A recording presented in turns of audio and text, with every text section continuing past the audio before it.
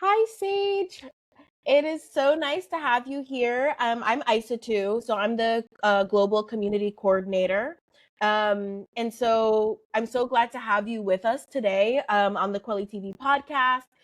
We're gonna be just talking a little bit more about you, just learning more about who you are, just not just as a filmmaker, but just in your everyday life. We're just like this is just an all you kind of moment. Right. And yeah, I'm so thanks for making the time. Just excited to get started. Thank you for inviting me. I'm happy to be here. Yeah. Yeah, thank you. So the first thing that we usually do when we're starting off, is just so if you could please like introduce yourself, where you're from, living Yeah. wise, or where you're Yeah. calling in from, and the type of work that you've done, and how long you've been with Quelly TV. Okay.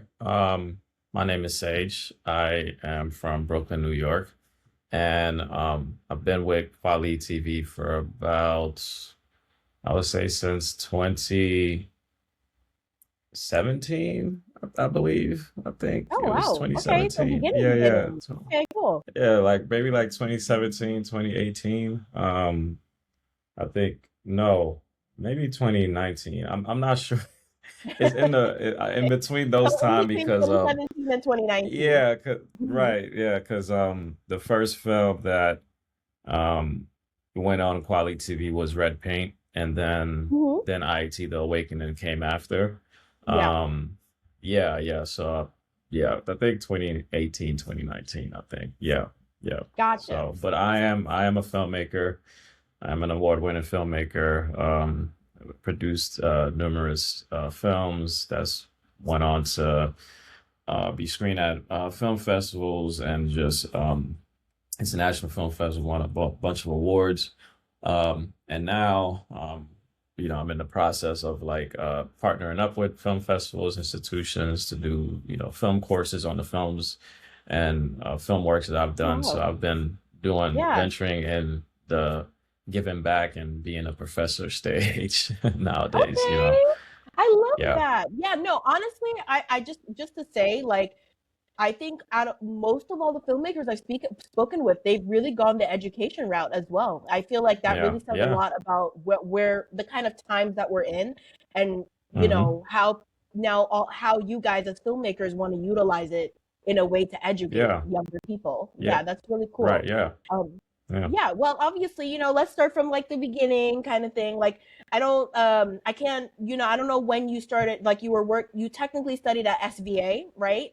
Um, Hmm. Hmm. I don't like that was like I don't know what year was that when you studied there? That was 2015. 2015. Yeah, Got you. Yeah, 2015, and I graduated in 2019. copy. Before, What? yeah, No, because I go just ahead. wanted to ask, because I couldn't see what year it was, but what originally drew you to film as a medium? Since you studied film there. Well, I've been studying film my whole life, just Mm. didn't realize it. My grandpa is one of my main inspirations in terms of getting me into the field of just Mm. watching movies with him and his love for cinema kind of rubbed off on me.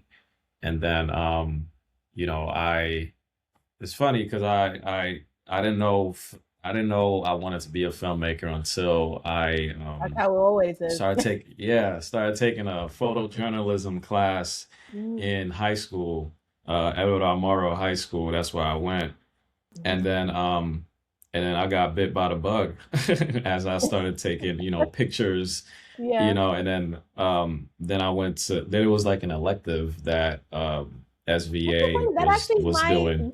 origin story too. Cool, cool. Yeah, I felt yeah. Yeah, I So, was in like the yearbook class. Like for me, it was like the yearbook class, and hmm I was just taking pictures. I was like, I like holding this camera. I love capturing. right, So, yeah, you get it. yeah, yeah. And then I remember taking I needed one more elective to graduate, and so I decided to take film, and I also have like a theater background because I was acting in Mhm. like school plays and Yep. stuff my Yep. freshman and sophomore year.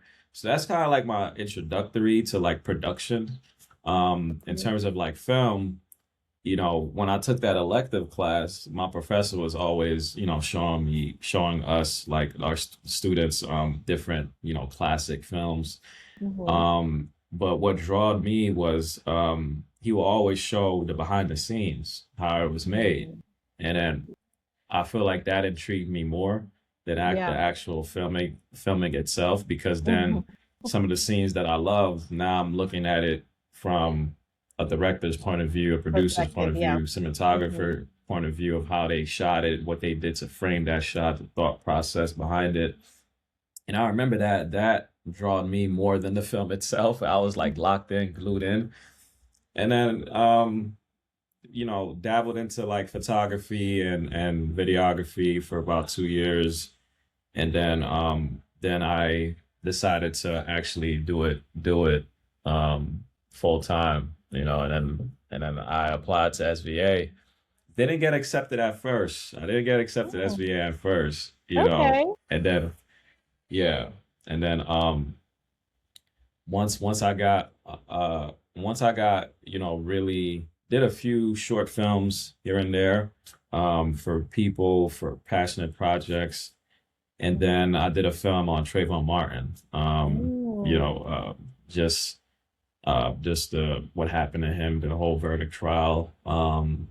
Uh, got a lot of success doing that. Yeah. Did my film, went to film festival, won a bunch of awards. Then I submitted that film to SVA Yeah. the very following year. Then they accept me, because then Oh. it showed my Mm-hmm. versatility, and just like, the other film that I did was kind of like artsy, Yeah. didn't really have a direction. But this film was very intentional. The Yeah. Trayvon Martin one was very intentional. I think they kind of saw my voice in that film, For and sure. then Mm-hmm. got accepted, and then yeah, the rest was kind of history. I knew you're gonna, yeah.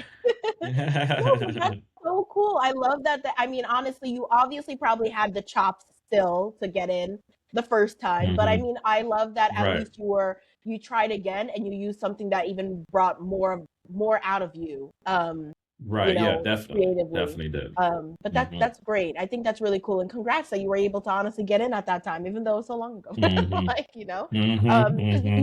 you've worked so on so many across so many roles now, like writing, directing, producing, photography. Which one feels the most natural to you and why? And I'm wondering if I maybe it's the director one, maybe obviously, like, because you're a filmmaker, but Hmm. in case if you want to Hmm. surprise us.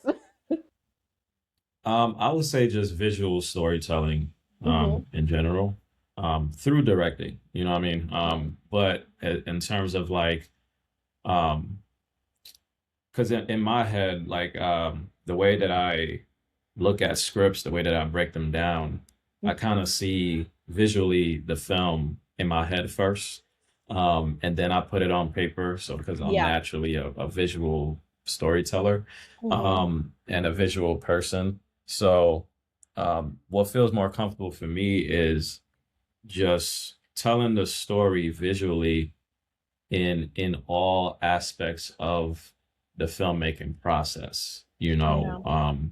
When it comes even down to, writing it, I'm thinking about how I can tell it visually.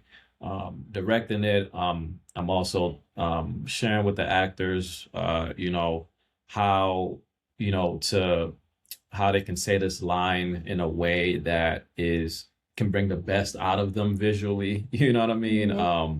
And then communicating that thought process, through the different departments, through the wardrobe department, through the editing department, through, just building the sets. You know what I mean? Communicating it in that way. So I'm like an all around person, because I love the Hmm. process of filmmaking.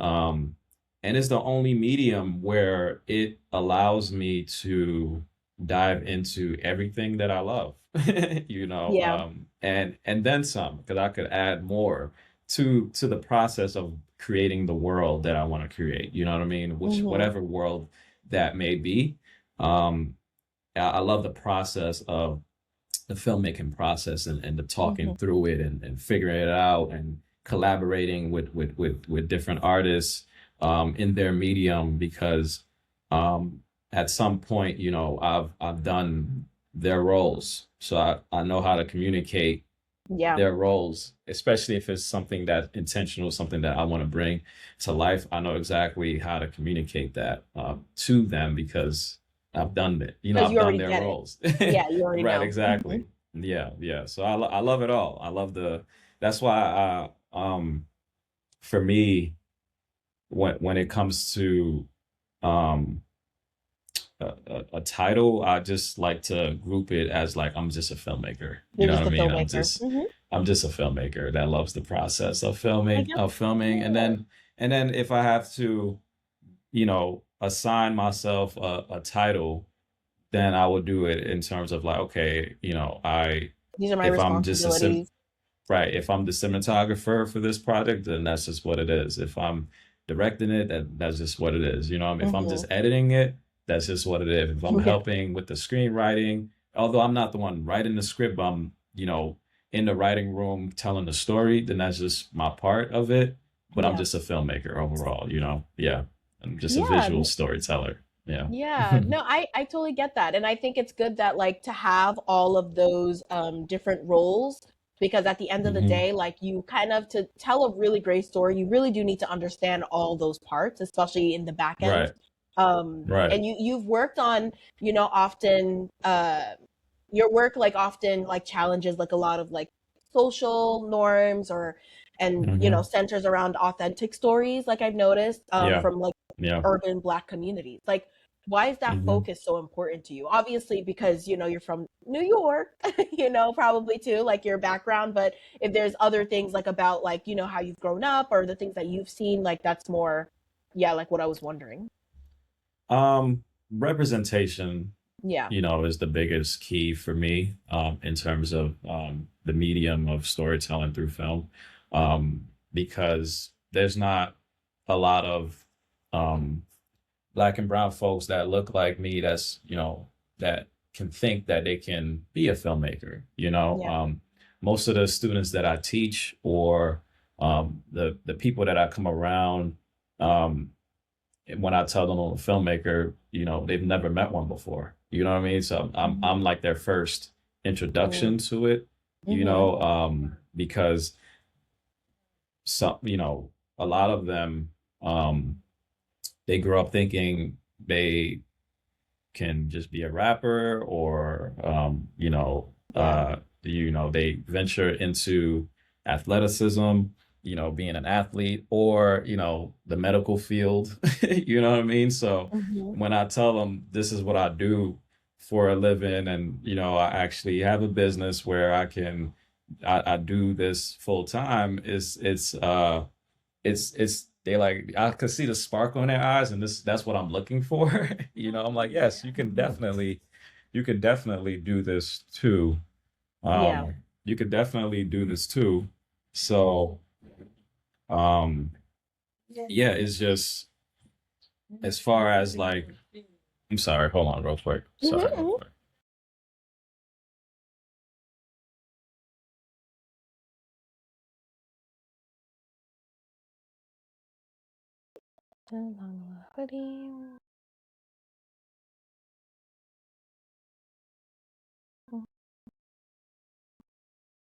Sorry. Yeah. So yeah, so when it comes to that is I'm like their first introduction. So representation is It's key. important. Yeah, Hmm. it's important, and it's important that they see people that look like us venturing into, different mediums, different fields, Hmm. so that is, so they know that it's possible.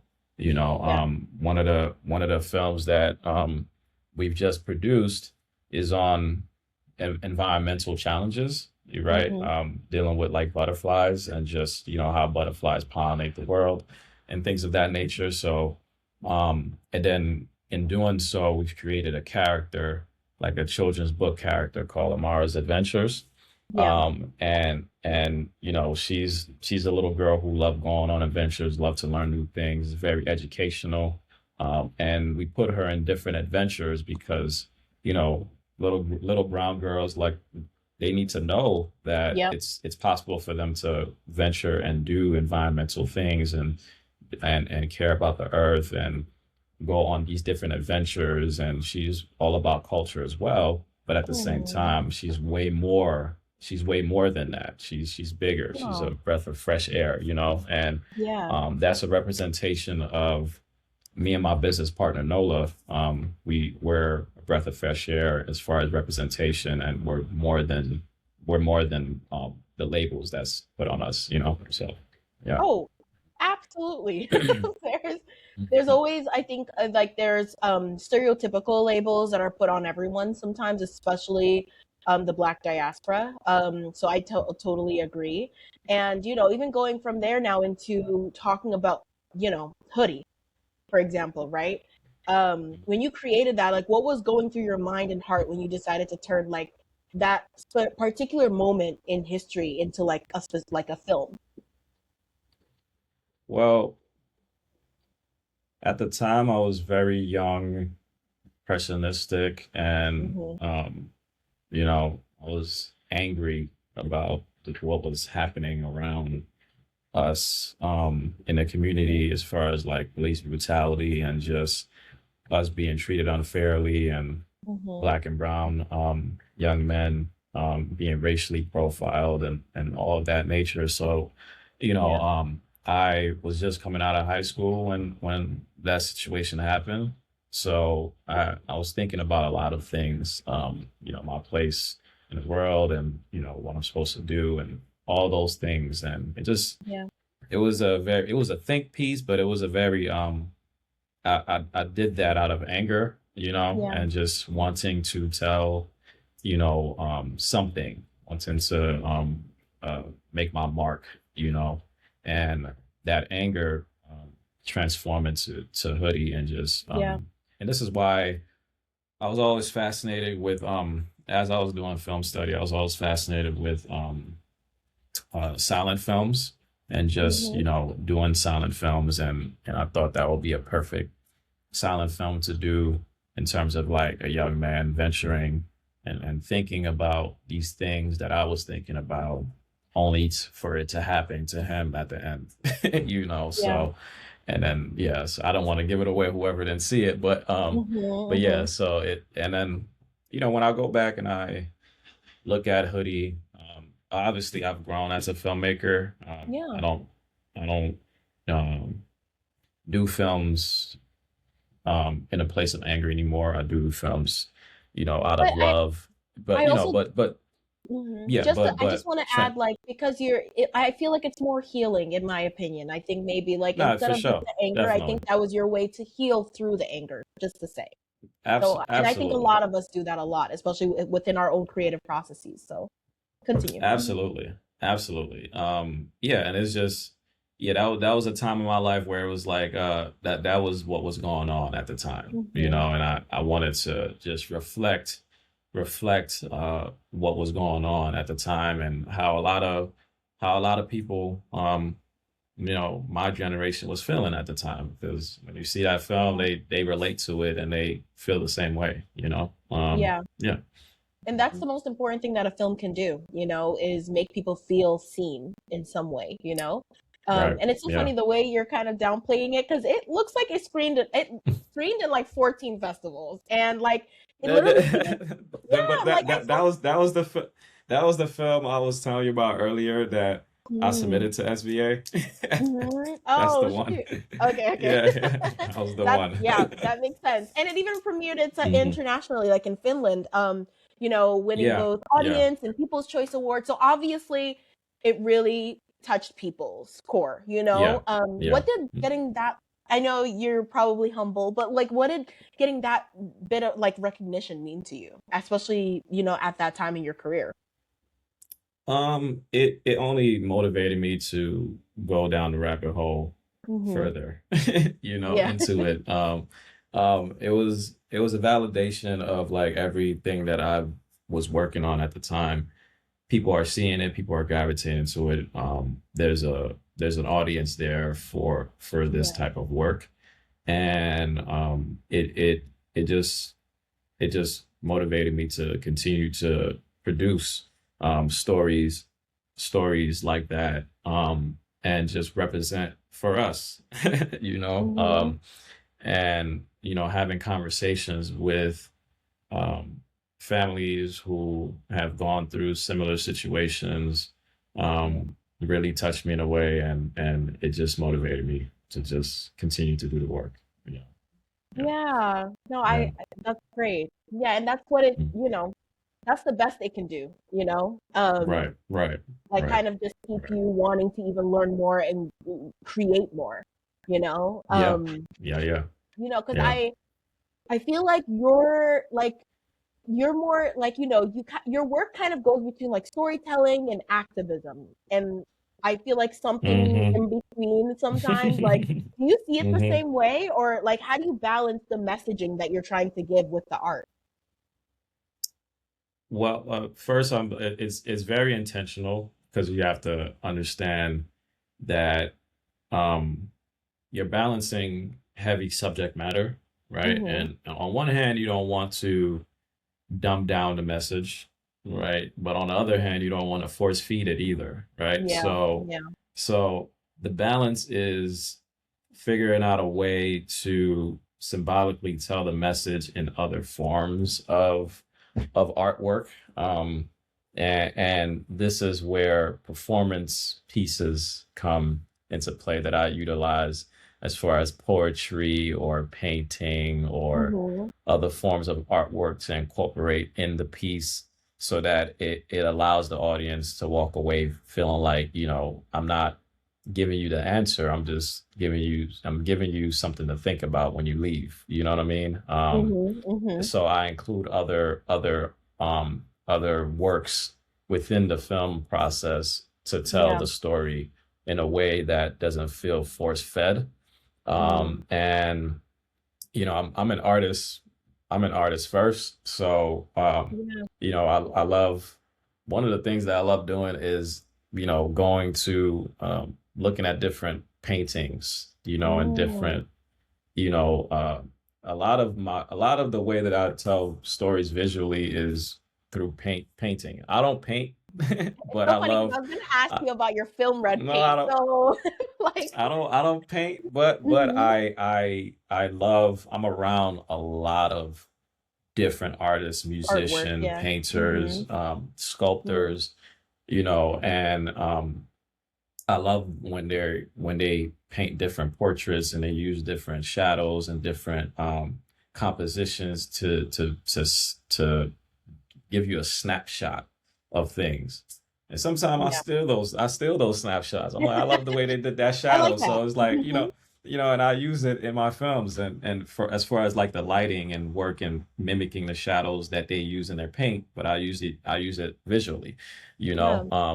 So just thinking outside of the box, honestly getting rid of the box and just kind of it's your film. You could do whatever Doing you your own want. thing. And, you Mm-hmm. could express yourself however you want in this medium. So, um, when it comes to balancing the activism part with the art part, I kind of blend those two Together. together.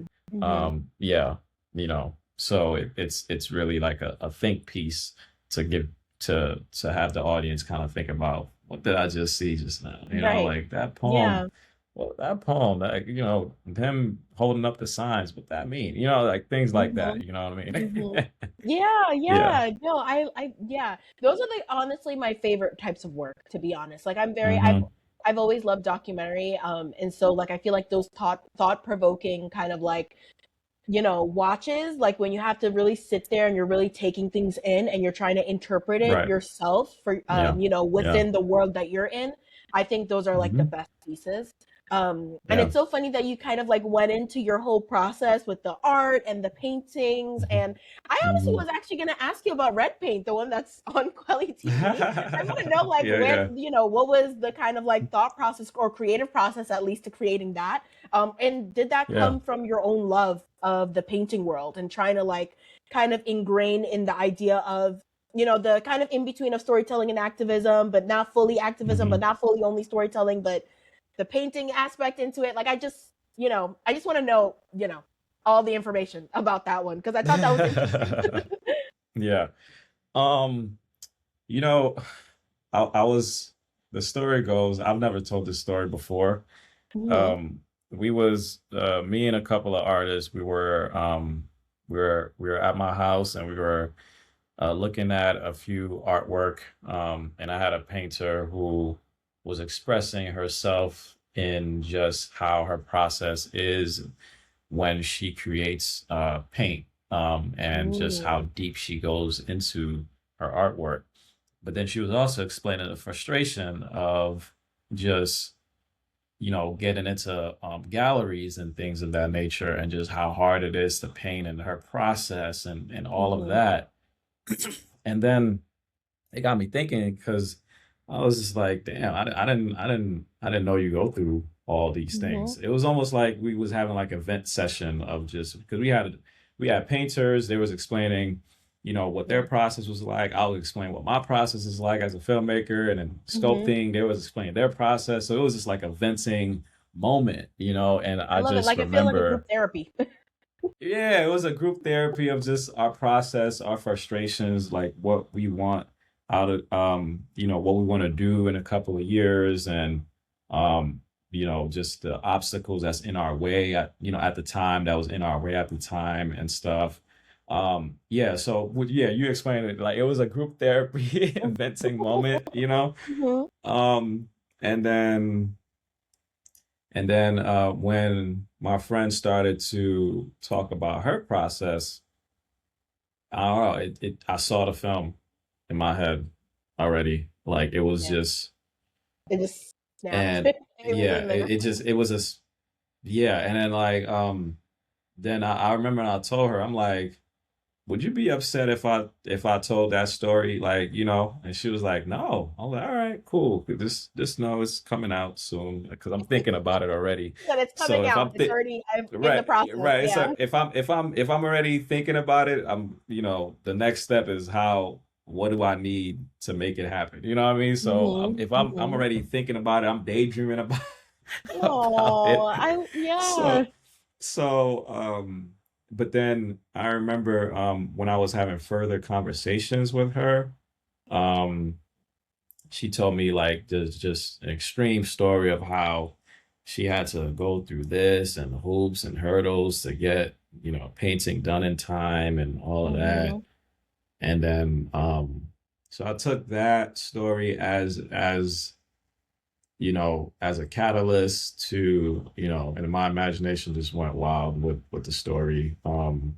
Yeah. And then I knew a lot of artists, so it wasn't hard to find one, you know. So it wasn't hard to find one. So I was Like like, artist, as and in then like the actress, your main character.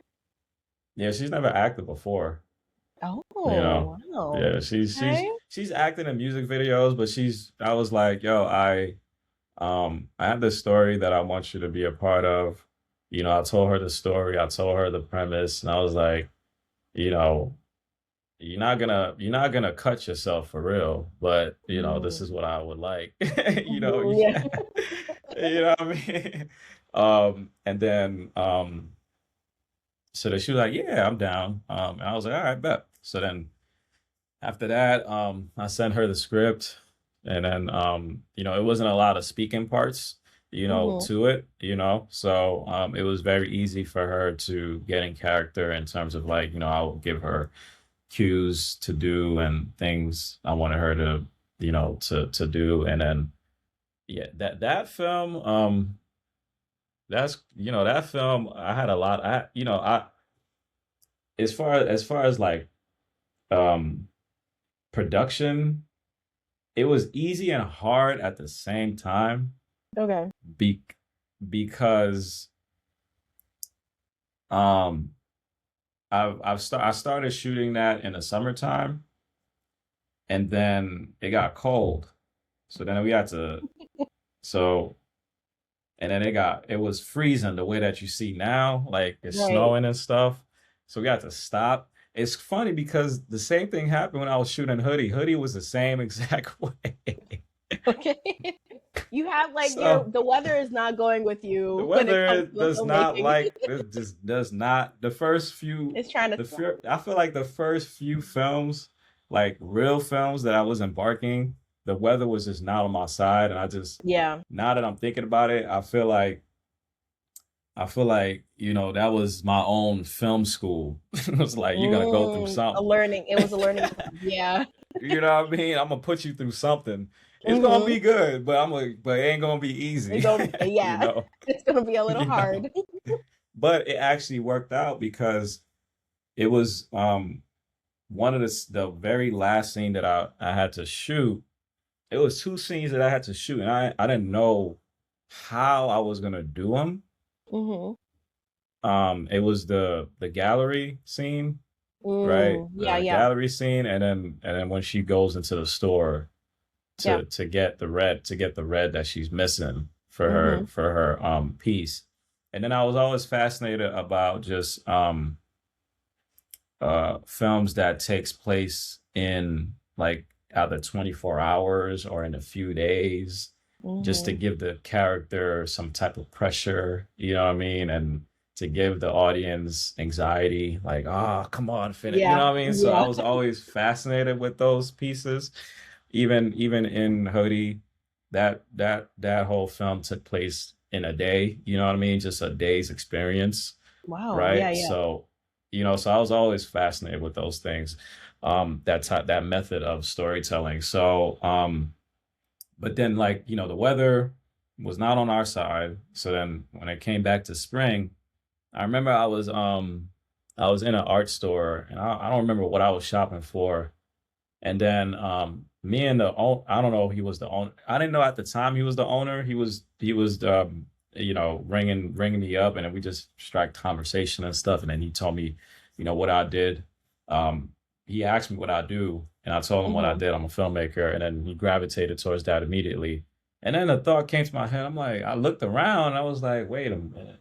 Like, I actually need an art store like Mm-hmm. this for a film that I'm that Mm-hmm. that I need to finish.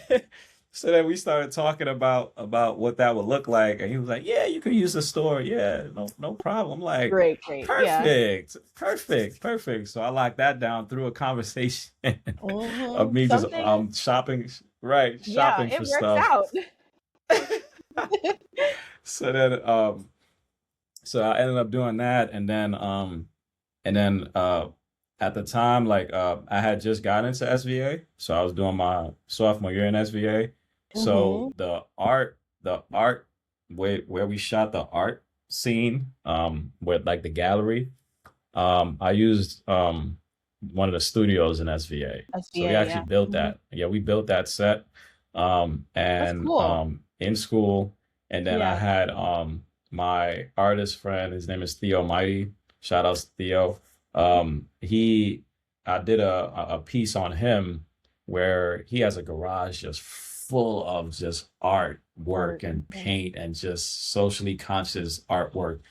And then I remember I asked him, I'm like, yo, how would you feel if you came down with like at least 50 of your pieces, and we hanged them up on the walls for a film set. And he was like, I would love that. I was like, bet.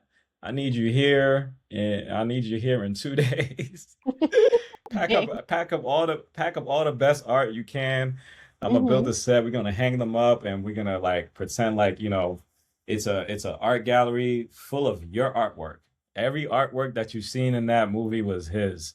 Oh, that is so Besides cool. the 'Cause I the was gonna one, ask, like, where did you yeah, get the art? But okay, I thought it was yeah, just it because you was. had all these other art friends anyway, or like painters or something. So I was one guy that wow, is, perfect, yeah, yeah. He perfect. did Things all the are really artwork working in the out then. movie. Like things are really Yeah, working right. out. So Besides the weather, the everything else seems good. the the delay was actually a blessing. You know what I mean? Okay, So I yeah, yeah. wasn't I wasn't Mm-hmm. complaining when things started working out the way it needed to work out. Mm-hmm. After, but yeah, like, except for the one artwork that she was actually painting, Mm-hmm. I did ask my other friend, Sundiata, shout out to him, to do that artwork, which I still have, you know, and yeah, and it was just an expression of just her, just what she felt at the time. That's Yeah. what she decided to paint. So he painted that artwork that you see in the film as well. So yeah, yeah. So that gallery scene was shot in SVA. We built that That's so set, and cool. Yeah. yeah, and all the artwork was from Theo and Sundiata. Yeah. Perfect. Oh my gosh. I love thank you for also like telling the whole process. It like it's really it's so interesting to hear like when you watch and then this is why I think it's so funny that you're like you when you first started you literally just loved understanding not even just the film itself but understanding how it came to be. Yeah, That's kind of what I'm getting here yeah. now too. That's I feel like I'm very Right, exactly. Yeah, awestruck. Like yeah. I'm so happy to hear the I got whole my own process. stories to tell, like, you know what I Mhm. mean? Yeah. Yeah. Well, I mean, I Hmm. also we'll combine these two kind of thing, but as you know, like Kweli means truth in Swahili. And so Hmm. like I've been Hmm. just asking all the filmmakers like what does truth mean to you and how do you authentically how do you bring your authenticity as a creator? Um, I just try to be myself, you Yeah. know? Yeah, because nobody can tell the story the way you can. Nobody Hmm. is you. You know, and the way that we tell our stories is how we tell our truth, you know? Right. Because I can give, somebody can give me a script and another filmmaker a script, and it'll be two different films if they Different. ask us to Hmm. go and tell it. You know what I mean? Because I'm not going to tell it the way he tells it, and he's not going to tell it the way I tell it, right? Yep. So our truth lies in our thought process and figuring out what our voice is and what we want to tell in the world and how we want to leave our mark and our legacy. And it Hmm. literally comes through understanding who you are and your voice. And it takes time. It takes time. It don't come right away. But as long as you are authentically telling the story that you want to tell and it's coming from 100% from you, Hmm. and nowhere else, you can research and figure out how to different techniques to telling that story, but at the end of the day it all comes down to what you want to tell and your lived experience and your truth, like for sake of words. Yeah, So yeah. telling your truth is understanding who you are and Yeah. how you want to voice that, yeah. Yeah. No, honestly, it's definitely the truth. Even you with the truth, lol. The truth. Even you mentioning like two filmmakers can be working on one script and both will be literally different, you know? Like that's Right. always so been such a cool thing to me because it really means like there is so much realness that comes with like working on projects because you're the one Mhm. doing it. Like you're Right. putting yourself in Yeah. there, and that's why it's important and that's what makes it unique. Yeah. And And yeah, and mhm. it's I remember when I was in uh my senior year of SVA, and I was in post production with IET The Awakening, and then one of my professors and a film colleague of mine gave me the best compliment. Oh, They gave me the best compliment, right? Where yeah. they looked at the film and they was like, "Sage, this is so you." That was the best Oh. compliment. It didn't look like anything else, and I wasn't trying to make it look like anything else.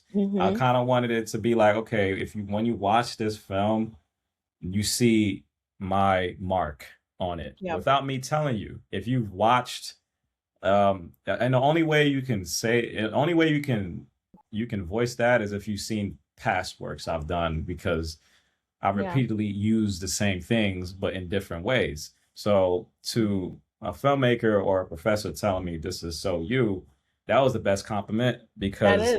Yeah. yeah, because when I look at other filmmakers that I've admired or I've watched some of their work, I could tell it's them, because they use some of the same, things visually, like Spike with the dolly, that puts his actors on the dolly and it looked like they're stationary. He used that all the time in all of his films. Hmm. That's like his signature thing, you know, when it comes to Martin Scorsese and then the freeze frame and voiceover. He used that in a lot of his works. You know, examples like that, you know, when it comes to Alfred Hitchcock and just his editing style and just his suspense, you could tell it's they've left their mark visually as a storyteller. So Yeah. for me, when I was coming into film school, I never wanted to be um the second version of anyone, you know. Although Hmm. I admire them, I have my own voice and I have my own way of telling stories. So Yeah. I kind of wanted, you know, when people see my work, they can identify my work in a certain way. You right? So when they told me that, I was like, Hmm. yes. Right. Oh. That was the best compliment, you know? Yeah. And that's No, what it you is want to because I strive mean for. And they that is your truth. yeah. Yeah, That's no, the because that's what truth. I was Coming gonna say. I back around. Hmm. yeah, exactly, exactly. Like, because I feel like that says a lot about your own work. Like that means it's already Hmm. speaking for itself, and that is, I think, the best thing you can have, especially as a growing filmmaker. Especially when there's Yeah. so many of us right now. That is such a great compliment. I love that. Yeah. Um, Yeah. well, one of there were two other questions, like, last few questions, but really all it Hmm. is just we would love to learn about what you're, doing or your plans for the future, both as a Hmm. filmmaker, producer, everything that you're working on currently, or what people could be looking out for. And also Yeah. like where people can find you. Like where can people find you on socials, websites? Yeah. Yeah. Yeah. So what we're currently working on now is we Um, I co-produced a film called African Diasporans Hidden Culture. It's a film Hmm. series where we go to different states and we uncover different African American history that it has not been told, and in that particular region of the state.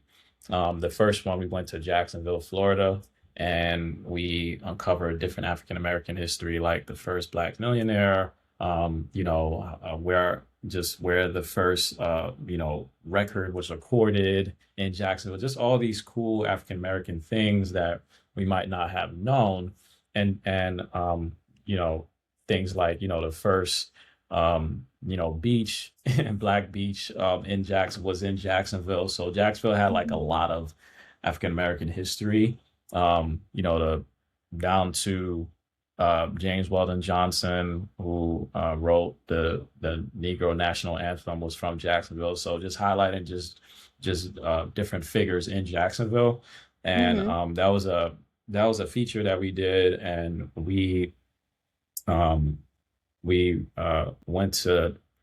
screened it at the Cannes Film Market. We showed it at the African Film Festival, won Oh Best wow. Documentary for that. We screened it in Yeah. Nigeria and in Nollywood. We went all around the world with that film, and it's going to be available on our platform. We came with a website called the Ask Whispers. That's my company. That company is called the Ask Whispers. So Hmm. when you go to theaskwhispers.com, it's going to be available there to rent.